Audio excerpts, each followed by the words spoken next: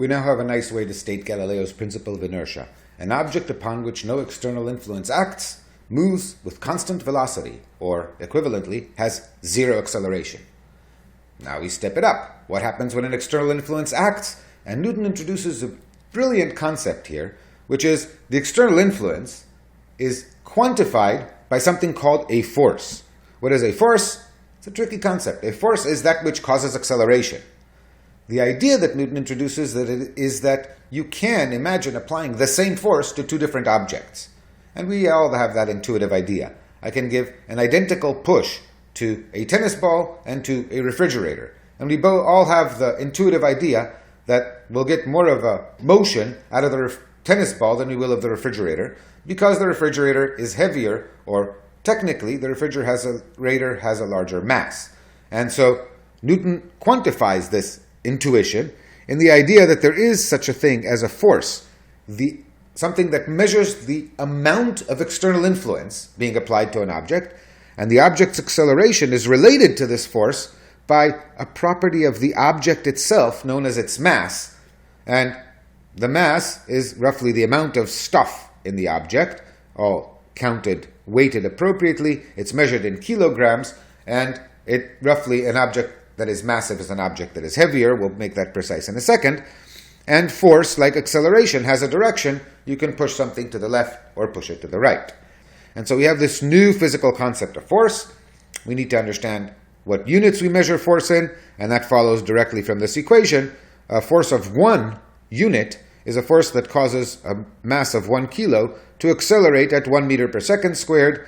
So the unit of force is this unit, kilogram times meter per second squared, and it is dignified, of course, with the name Newton and denoted by an N, so that would be a force of 1N.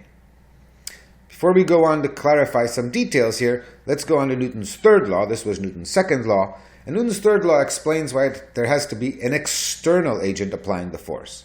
And this is crucial. Newton tells us that universally, when an object A is applying a force to B, and the force is given by F, which means B is being accelerated, something is applying the force, go find the thing that is applying the force, then B automatically reacts on A, we call it, and that means B applies to A force that is equal in magnitude and opposite in direction. We write it mathematically as negative F.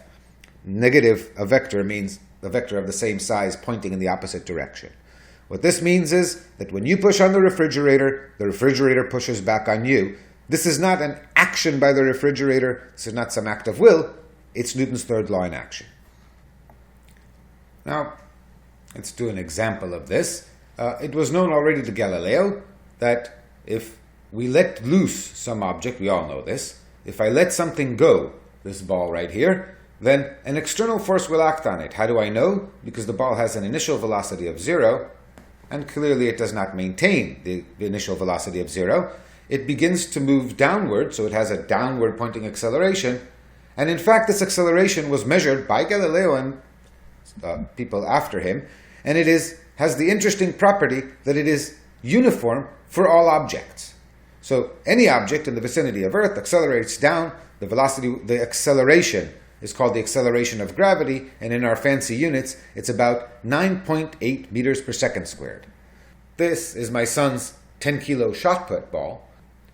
And when I hold this, I'm preventing it from falling down with the standard acceleration of gravity by applying a force directed upwards to the ball.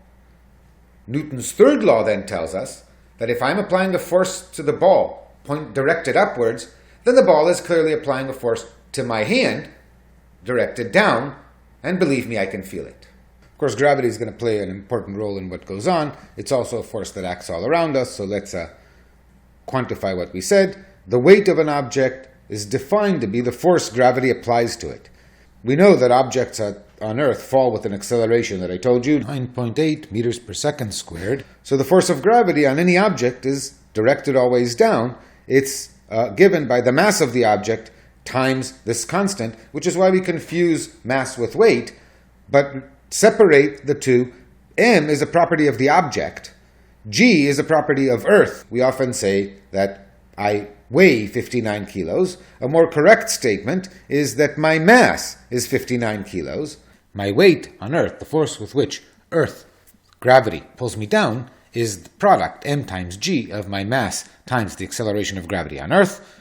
That is 59 kilos times 9.8 meters per second squared, or about 580 kilos times meter per second squared.